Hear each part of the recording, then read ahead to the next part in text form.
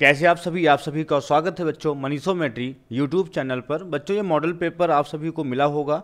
ये model paper के जो क्वेश्चंस हैं वो बहुत ही इंपॉर्टेंट हैं। ऐसे क्वेश्चंस एसएससी वनडे एग्जाम जरूर पूछता है। तो जो होने वाला पेपर है सीजीएल का, उसको देखते हुए ये जो मॉक टेस्ट है, मॉडल पेपर है, ये आपके लिए बनाया गया है। आप एक एक क्वेश्चन को देखिए, भला कैसे होता है, कैसे सॉल्व करना है, क्या लॉजिक है, ऐसी सभी बातों को आज हम यहाँ पर डिस्कस करेंगे। क्वेश्चन नंबर 1 कहता है कि ABC अपने वेतन का क्रमशः 8%, 7% और 9% धर्मार्थ ट्रस्ट को दान करते हैं। ए और बी का वेतन समान है। बस यही एक लाइन इसकी ध्यान देने वाली है कि ए और बी का जो वेतन है वो क्या है, समान है। जब तक कोई चीज़, देखो होता क्या है, जैसे ए, बी और सी 3 लोग हैं यहाँ पर। अब ये अपने जो है वेतन का क्रमशः ये 8%, ये 7% और ये 9% ये हमको दिया हुआ है।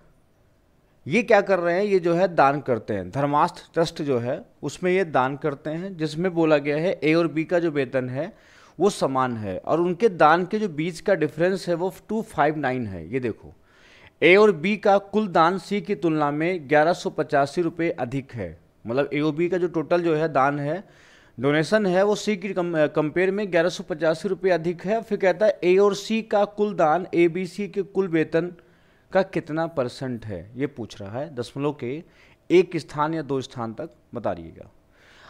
अब यहाँ पर देखो, ये हमको जो ए बी सी का जो डाटा दिया है वो हमको दान दिया है। ए अपने वेतन का 8% खर्च करता है, बी अपने वेतन का 7% खर्च करता है और सी अपने वेतन का 9% खर्च करता है। अच्छा ये बताओ, ये इनका वेतन तो पता नहीं कितना कितना है, अलग अलग होगा, इसलिए यहाँ बोला गया है ए और बी का वेतन समान है। अगर मान लीजिए ए और बी के वेतन या किसी 3 में से किसी में भी वेतन में कोई रिलेशन ना दिया होता तो आंसर इसका हो जाता डाटा अपर्याप्त है। ध्यान रखिएगा, क्या हो जाता, डाटा अपर्याप्त है, हम वहाँ से निकाल नहीं पाते। लेकिन यहाँ बोला वेतन समान है, दोनों को हम 100% मान लेंगे। जबकि दोनों की इनकम समान है तो जो भी उनका वेतन जो जिन्होंने दान किया है पैसा, उसका जो डिफरेंस है वही ये डिफरेंस होगा कितना, 259। इसका मतलब ये हुआ कि जो 1% इसका डिफरेंस है वही है 259। इसका मतलब 100% हो जाएगा 25,900। कितना हो जाएगा, 25,900 हो जाएगा। इसका मतलब ए का जो वेतन है 25,900 है और जो बी का वेतन है वो भी 25,900 है। ये बात आई समझ में। मतलब ए का वेतन भी उतना ही होगा, क्योंकि 1% का डिफरेंस दिया है 259, तो 100% हो जाएगा 25,900।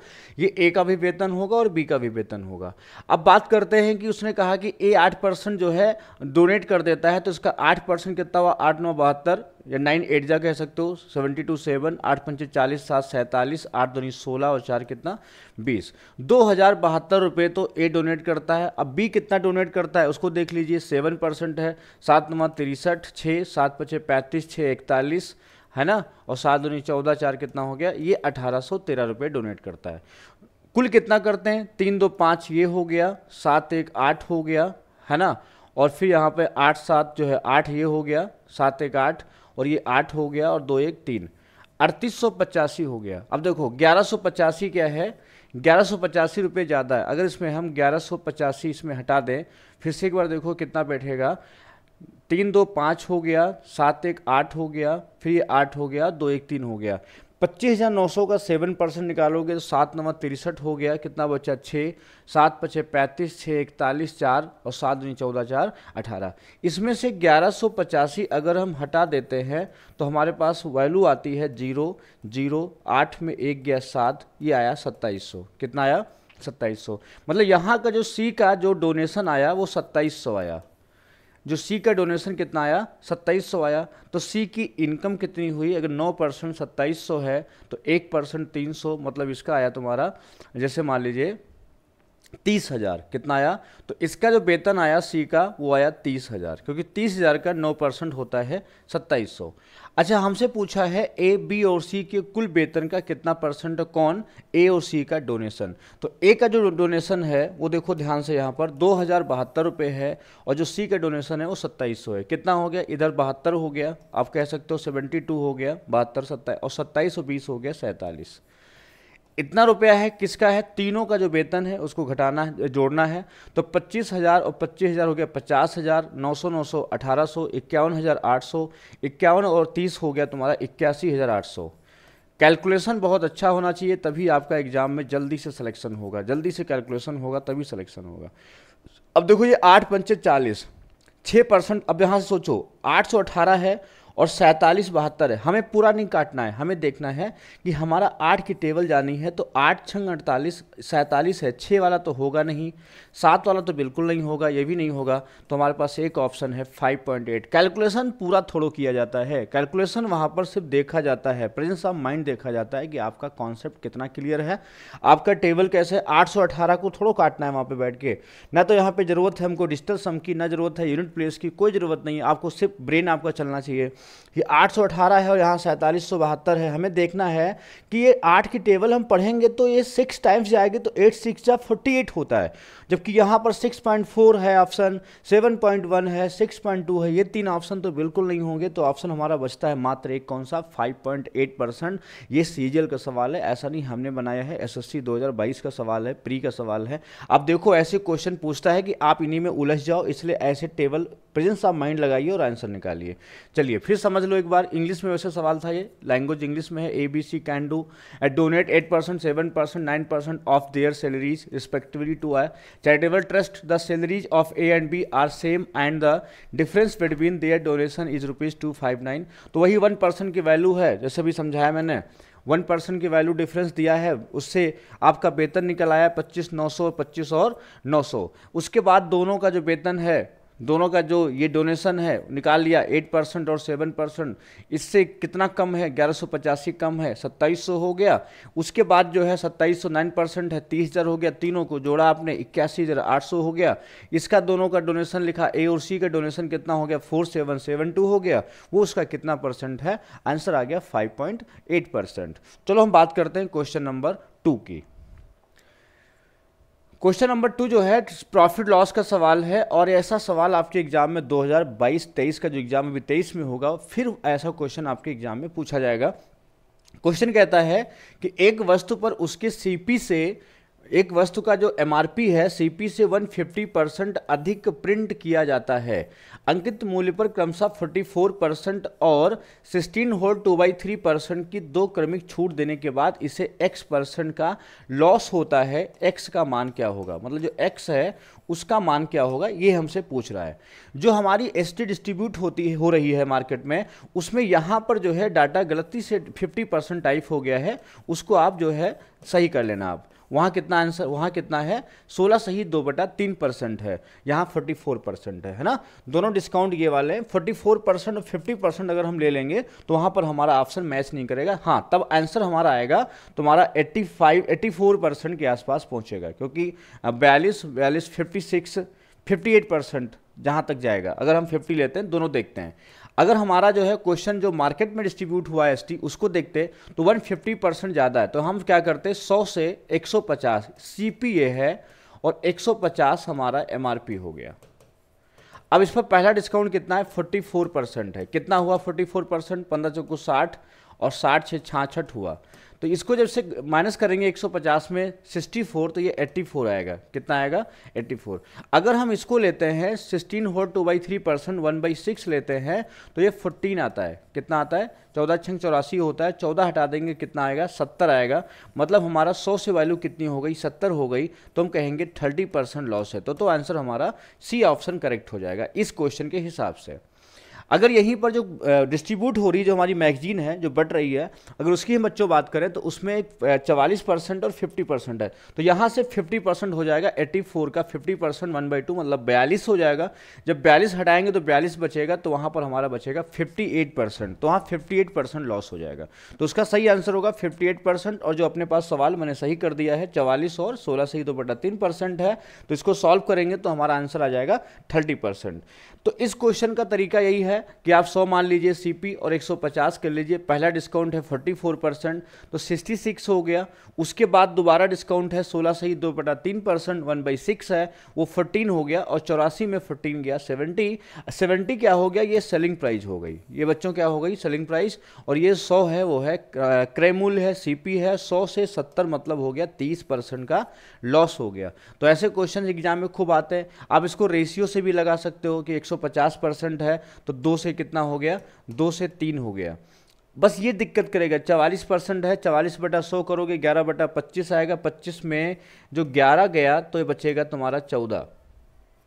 उसके बाद 16 से ही 2/1/6 होता है, 6 में 1 गया तो कितना बचेगा, 6 में 1 गया तो बचेगा 5। बस यही कैलकुलेशन थोड़ा है। 5 25 हो गया, यहाँ पर 2 से काटा 7 हो गया, तो यहाँ पे 6 3 दूनी 6 हो गया, तो यहाँ 10 और यहाँ 7 रेशियो बनेगा। 10 और 7 में कितना डिस्काउंट है, यहाँ पे 3 का लॉस है, किस पर है, 10 पर है, गुणे कितना करेंगे 100, तो इसको हल करेंगे कितना आंसर आएगा, ये आएगा 30%। कितना आएगा, 30%। तो ऐसे रेशियो भी लगा सकते हो। दोबारा मैं बता दूं कैसे रेशियो बता रहा हूं। मैं कह रहा हूं कि मान लीजिए कोई चीज़ 2 है, 150% कह रहा है, 2 है और 2 से वो कितना हो गया है 150%, मतलब 100 से 150, 3 हो गया है। डिस्काउंट पहला 44% है, 44% को हम बोलते हैं 44/100। तो आप इसको रेशियो में तुरंत ही कन्वर्ट कर लिया करो, 11/25, 25 में 11 गया तो बचा आपका 14। उसके बाद 16 सही 2/3 है, 6 में 1 गया 5। इसका जो हल करोगे तो 5 में 25 जाएगा, यहाँ से हल करोगे 3 दूनी 6 जाएगा, 2 से यहाँ हल करोगे 2 7 14 जाएगा। तो ये 5 दूनी 10 रेशियो 7 बनेगा। जो 10 है वो तुम्हारा CP है और जो 7 है वो तुम्हारा SP है। तो लॉस कितना हो गया, लॉस हो गया 3 का लॉस हो गया, किस पर हो गया, 10 पर हो गया। तो आप ऐसे भी इसको हल कर सकते हो अगर आपकी इच्छा करती है तो।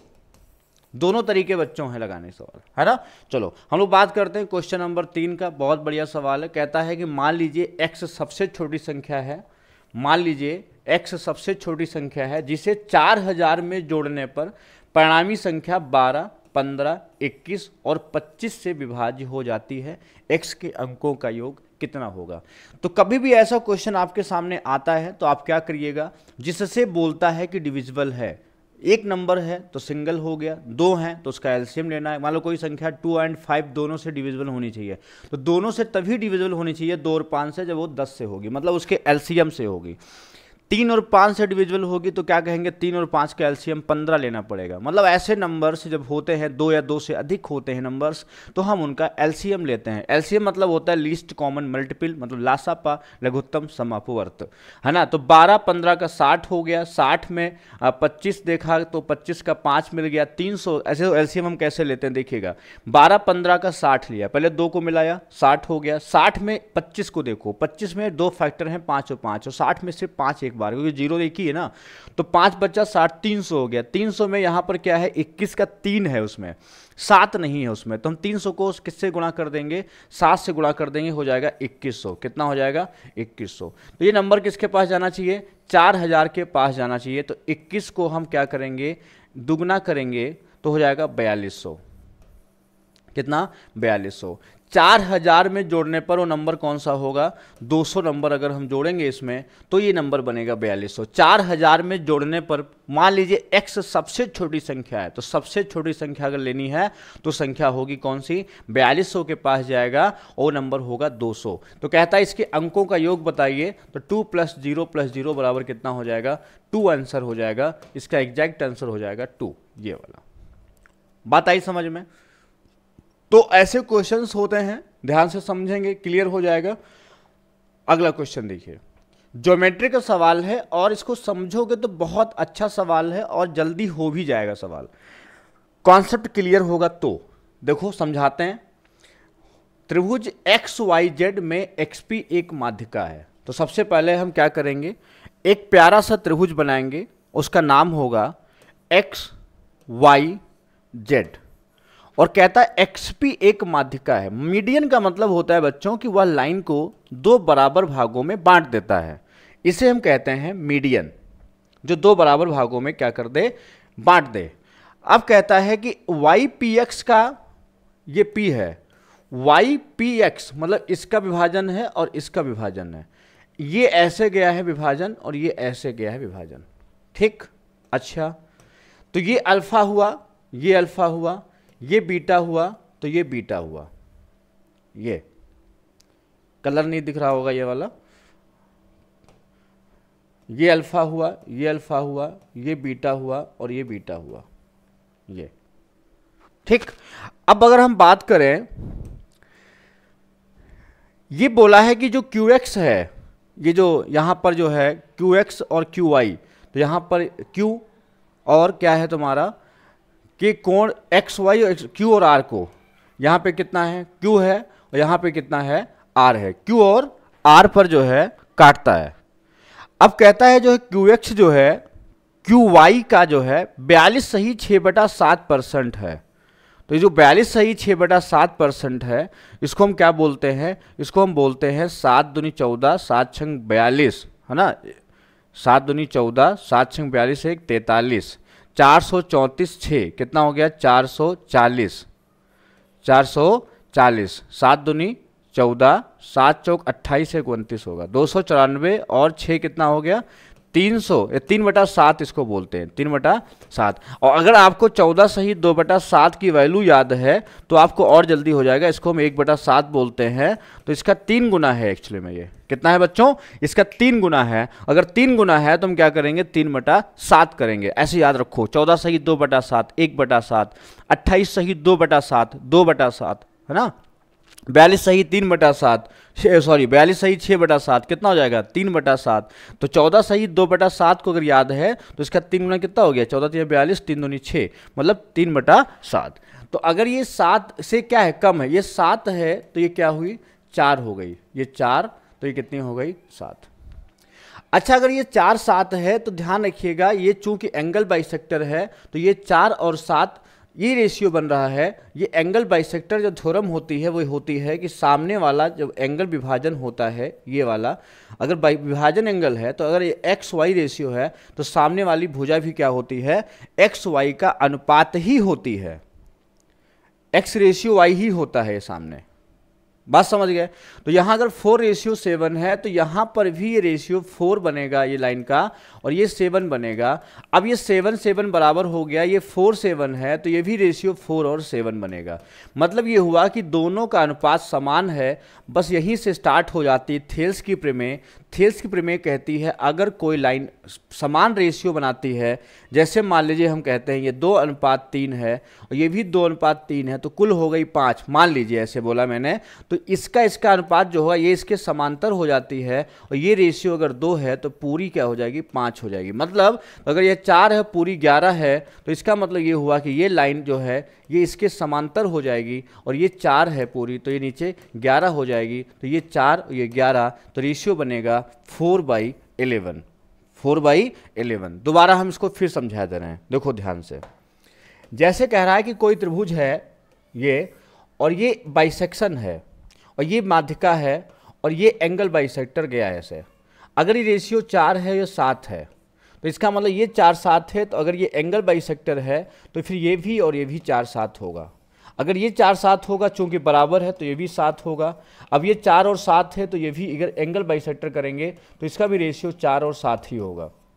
अब जब इसको मिलाएंगे और 2 अनुपात समान है मतलब ये लाइन जो है ये इसके पैरेलल होगी और जब ये इसके पैरेलल होगी तो जो 4 है और ये 7 4 11 है तो इसका मतलब ये 4 हो जाएगी और ये 11 हो जाएगी। तो पूरा रेशियो बनेगा 4:11। कितना बनेगा 4:11 बनेगा। तो ऐसे क्वेश्चंस आते हैं एग्जाम में, पूछे जाते हैं, ध्यान समझिए। अब क्वेश्चन नंबर 5 की हम बात करेंगे। क्वेश्चन नंबर 5 कहता है ए किसी काम को 20 दिनों में कर सकता है। ए किसी काम को 20 दिनों में कर सकता है और बी उसी काम को 15 दिनों में कर सकता है। यदि ए और बी मिलकर 5 सही 3/7 अगर जो है ए और बी मिलकर 5 सही 3/7 दिनों तक कार्य करते हैं तो कार्य का कितना % पूरा हो जाएगा। तो ए काम करता है कितने दिन में, ए काम करता है 20 दिन में, बी उसी काम को कर रहा है कितने दिन में 15 दिन में। इसका एलसीएम कितना हुआ 60 हुआ। ये कितना काम करेगा 3, ये कितना काम करेगा 4। कहता है दोनों मिलकर के 5 सही 3/7 दिनों तक काम करते हैं। 4 3 7 और दोनों काम करते हैं 5 सही 3/7, 35 3 कितना हो गया 38/7 हो गया। ये कैंसिल कर दो तो बराबर कितना काम हो गया ये 38 काम हो गया। तो हमसे पूछता है कार का कितना % भाग पूरा हो गया, तो 38 काम पूरा हो गया, किस में से हो गया, 60 में से हो गया, इनटू 100 करेंगे, 0 0 कैंसिल हो गया, 2 3 6 हो गया, 2 पंचे 10 हो गया, 5 8 40, 5 3 15, 4 कितना 19, 190/3। तो आंसर आएगा 3 6 18, मतलब 61 सही 3/7। थोड़ा ऑप्शन देख लिया करो तो कैलकुलेशन कम करना पड़ेगा। 190/3 है तो आपका आंसर आ जाएगा 63 सही 1/3%।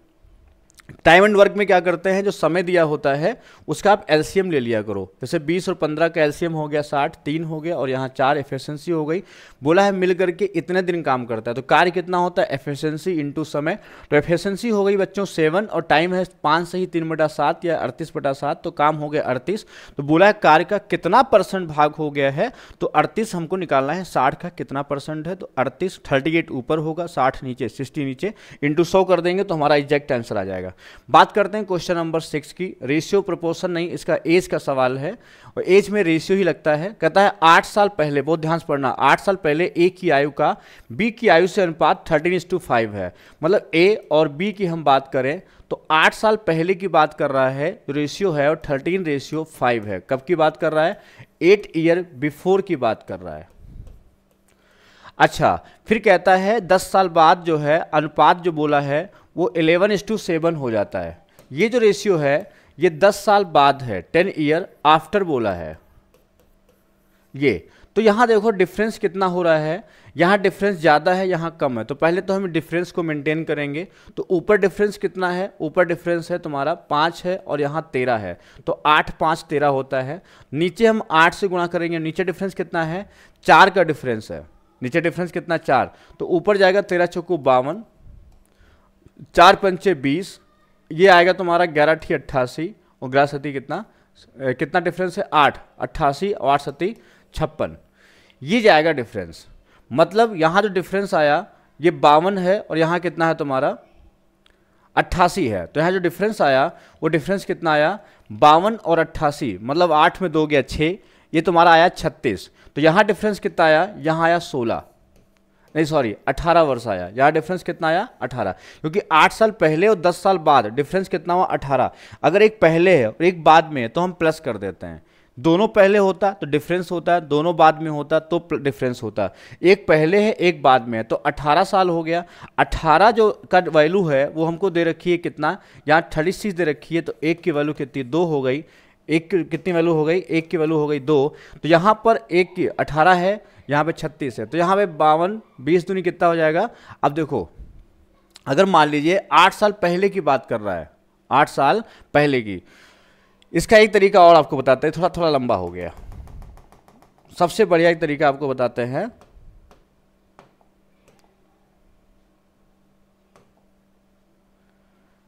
इसका तरीका सबसे बढ़िया आपको बताते हैं।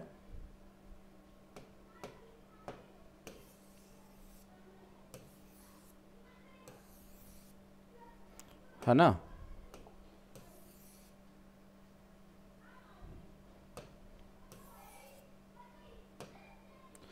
इसका सबसे अच्छा तरीका आपको समझाते हैं, बढ़िया सा एक, कुछ करना नहीं पड़ेगा, आपका जल्दी आंसर आ जाएगा।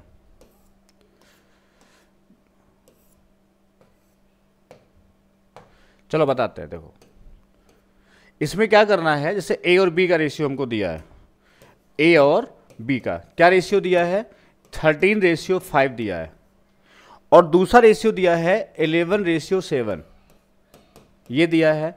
ये 8 साल पहले है, बिफोर है, और अगला जो है कितना है 10 साल बाद है, ये आफ्टर है। तो हम क्या करेंगे, यहां डिफरेंस कितना हुआ, देखो ये डिफरेंस कितना हुआ, ये डिफरेंस हुआ आपका 7 4 11, 4 का डिफरेंस हुआ। ये डिफरेंस कितना हुआ 13 सत्ती 91, 13 सत्ती कितना होता है 91, और 11 पचे कितना हुआ 55। तो 91 और 55 का डिफरेंस कितना हुआ, 91 में 55 घटा दो कितना आया 6 5 11 और 8, ये 36 आया। मतलब जो 36 की वैल्यू है वो कितनी है, यहाँ पर ये 18 है, यहाँ पे 4 है, 4 गुणे 18, तो यहाँ 18 दूनी 36, तो एक का मान कितना आया 2 आया। एक का मान कितना आया, एक का मान आया 2। तो जब एक का मान 2 आया तो यहाँ पे रखोगे तो 5 दूनी ये 10 हो जाएगा, यहाँ 13 दूनी 26 हो जाएगा। हमसे पूछा है हमसे पूछा है यदि वर्तमान में सी ए से 6 वर्ष छोटा है, ए से कितने साल छोटा है, यहां पर आया तुम्हारा 1 2 10 हो गया और 26, तो 8 साल पहले, तो अब कितना हो गया, ये 18 हो गया, 8 साल पहले का है, और 26 में 8 जोड़ो तो कितना हो गया, 26 में 8 जोड़ो तो ये 34 साल का हो गया। अब सी ए से 6 साल छोटा है तो ये 28 का हो गया। सी कितने साल का हो गया, 28 साल का हो गया। तो बी की वर्तमान आयु की सी की आयु से कितना अनुपात है, तो बी की जो वर्तमान आयु है वो 18 है, इसकी कितनी 28 है, कितनी है 28 है, तो रेशियो बना 9 और 14 का, कितना बना 9 और 14 का। क्या करोगे फिर से समझो, यहाँ का डिफरेंस लिया, क्रॉस का डिफरेंस लिया, 91 और 55, कितना डिफरेंस हुआ, 36 हुआ। ये बराबर होगा नीचे का डिफरेंस जो होगा 4 इंटू यहाँ का डिफरेंस, ये डिफरेंस इंटू ये डिफरेंस। यहाँ डिफरेंस कितना है 4 का है, यहाँ डिफरेंस कितना है 18 का है, क्योंकि अपोजिट है तो क्या हो जाएगा प्लस हो जाएगा, तो हो जाएगा 1 की वैल्यू कितनी आ जाएगी, 1 की वैल्यू 2 आ जाएगी। और जब 1 की वैल्यू 2 आ जाएगी यहाँ पर, तो हमारा यहाँ मान रखोगे तो 10 हो जाएगा, ये तुम्हारा 26 हो जाएगा। अभी 8 साल पहले का है, 10 8 18 हो गया, और यहाँ पर जो है 26 में 8 जोड़ेंगे 34 साल हो जाएगा। सी ए से 6 साल छोटा है, इसमें 34 में 6 घटाओ 28 हो गया।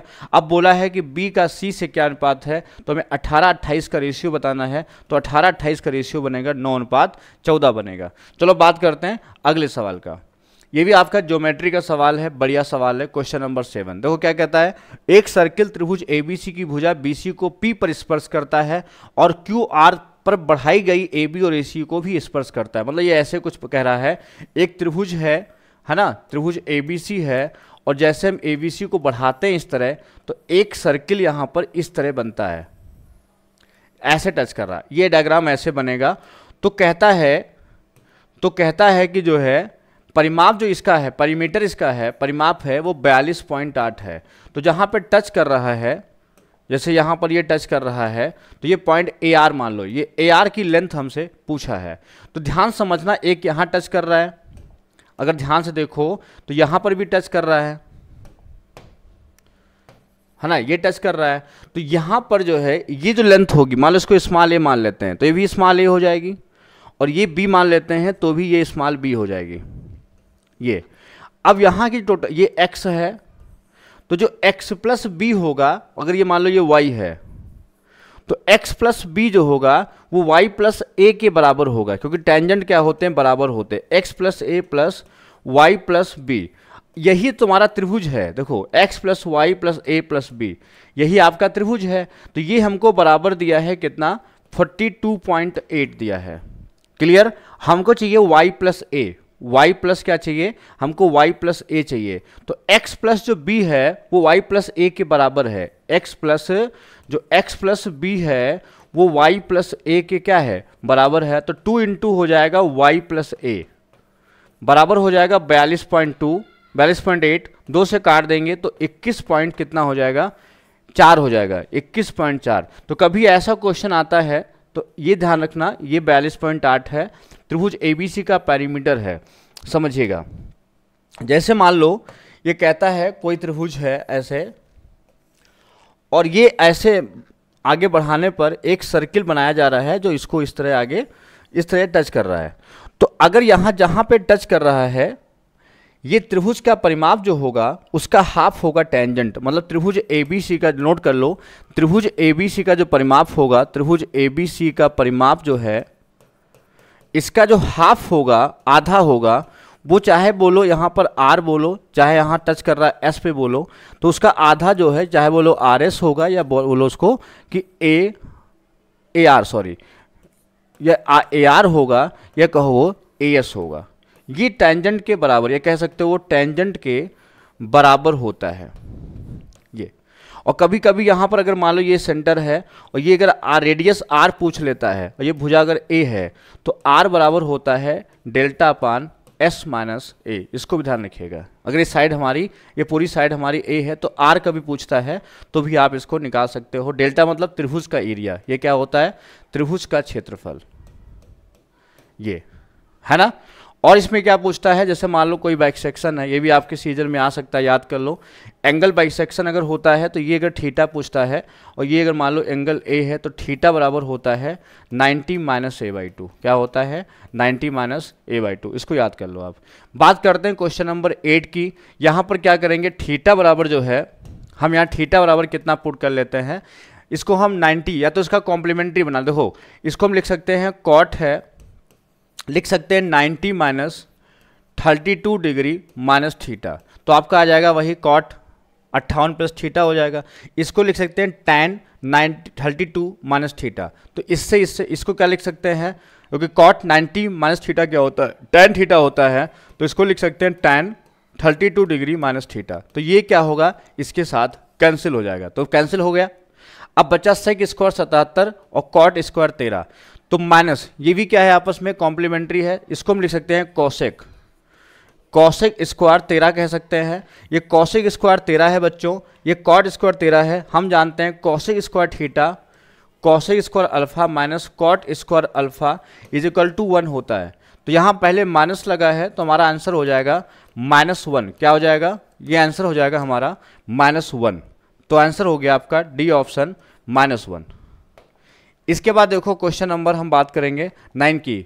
9 सवाल कहता है कि एक व्यक्ति 240 किलोमीटर की यात्रा ट्रेन से और बस से तय करता है। यदि वह ट्रेन से 150 किलोमीटर की यात्रा और शेष बस से तय करता है तो उसे 3.5 घंटे लगते हैं।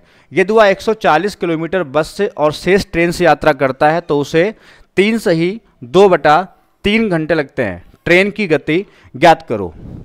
अच्छा, कुल दूरी कितनी है, 240 है, उसमें से ट्रेन से 150। अब देखो ट्रेन से है, कार से है, और फिर टाइम दिया हुआ है, तो ट्रेन से कितना है 150 है, तो बचा कितना 240 में बचा 90 है ना।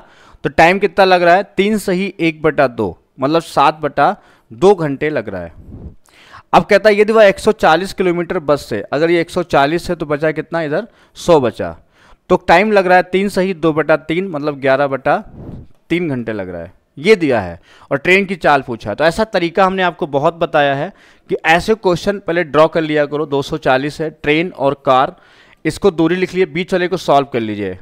ये अब यहाँ 9 और 14, तो अब यहाँ कॉमन क्या मिल रहा है, 50 मिल रहा है, तो 50 कॉमन मिल रहा है, 50 को रखिए साइड में, इनटू यहाँ कितना बचा 3, 14 3 42, यहाँ 50 कॉमन हो गया, बचा कितना 3 बचा, तो 42 हो गया, यहाँ 50 कॉमन हो गया 2 हो गया, तो यहाँ कितना 42, यहाँ कितना हो गया 18।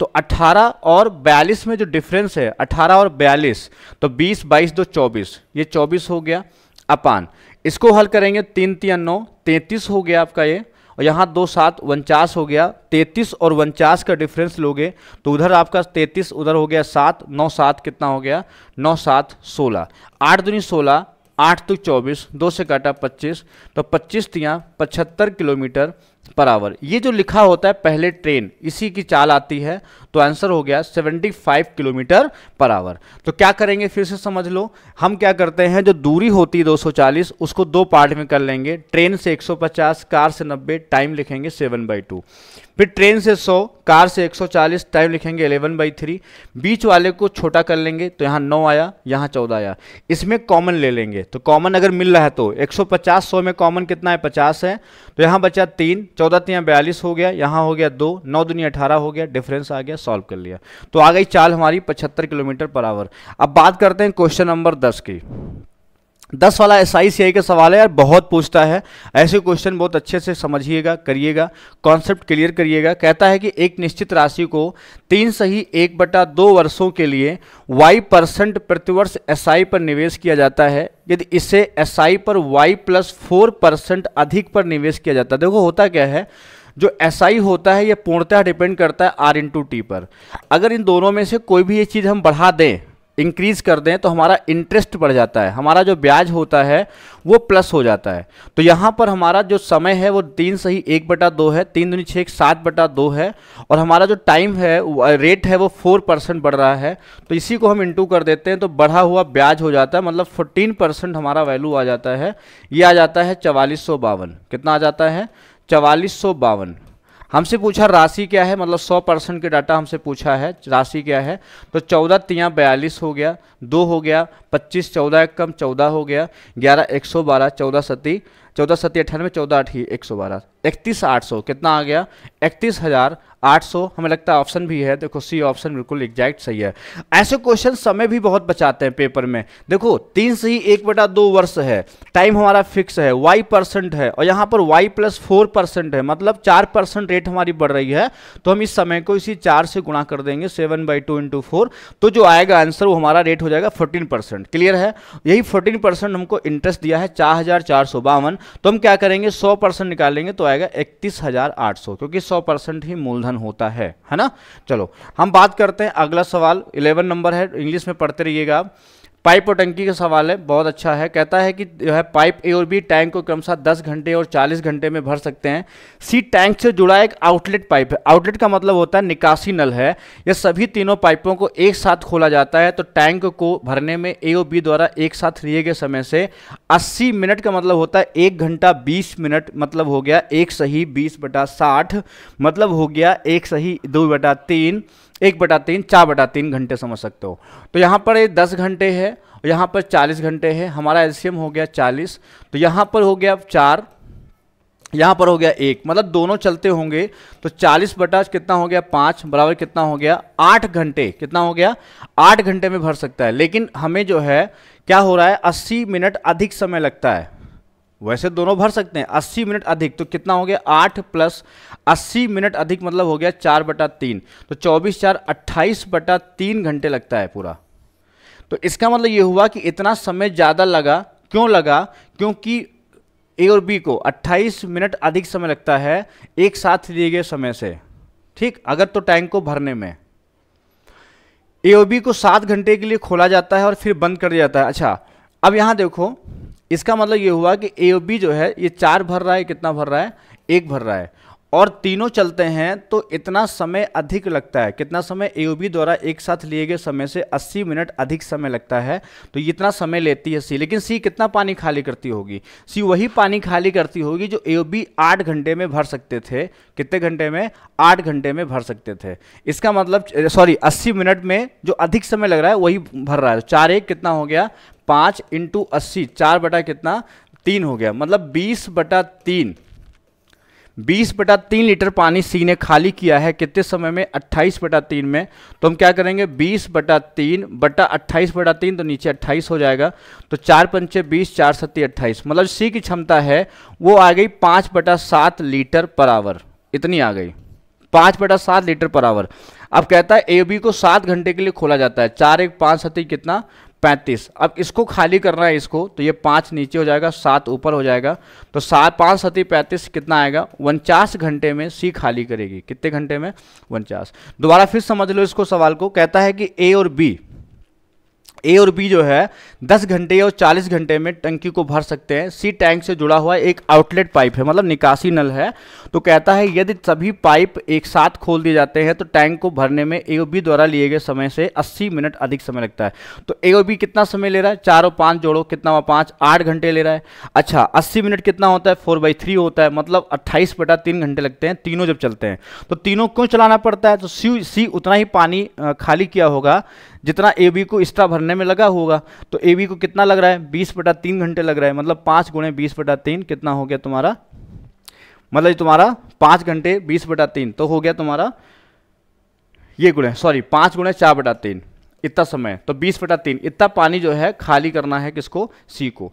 तो वही आ गया तुम्हारा 20/3, और समय कितना हो गया, समय कुल हो गया 8 + 4/3, ये कुल समय हो गया। इसको हल किया तो 5/7 इसकी क्षमता हो गई सी की।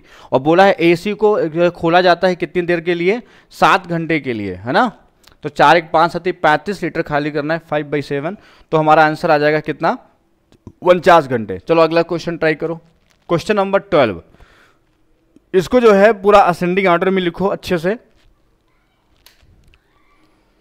इसको असेंडिंग ऑर्डर में जो लिखोगे, देखो माध्यिका कभी भी निकालते हैं तो उसको हम असेंडिंग ऑर्डर में लिखते हैं। जब असेंडिंग लिखेंगे तो कुल देखो 1 2 3 4 5 6 7 8 9 10 11 12 13 14 15 16 17 18 19 20 21 22 23 24 25 26 27 28 29 30, कितने नंबर हैं? 30 हैं। 1 2 3 4 5 6 7 8 9 10 11 ऐसे 1 2 3 4 5 6 7 8 9 10 11 12 13 14 15 16 17 18 19 20 21 22 23 24 25 26 27 28 29 30। तो 30 n कितना है? n 30 है और 30 कैसा है? इवन है। इसका मतलब 15वां स्टेप प्लस 16वां स्टेप बड़े 2 होगा, क्योंकि जब इवन होता है अगर n सम ऑड है तो कौन सा होता है? n प्लस 1/2 nth टर्म होता है। लेकिन जब n इवन होता है, n कैसा है? इवन होता है, तो n/2 ये पद लेते हैं प्लस n/2 प्लस 1 ये टर्म लेते हैं ये। तो 15 और 16 जब इसको असेंडिंग ऑर्डर में करेंगे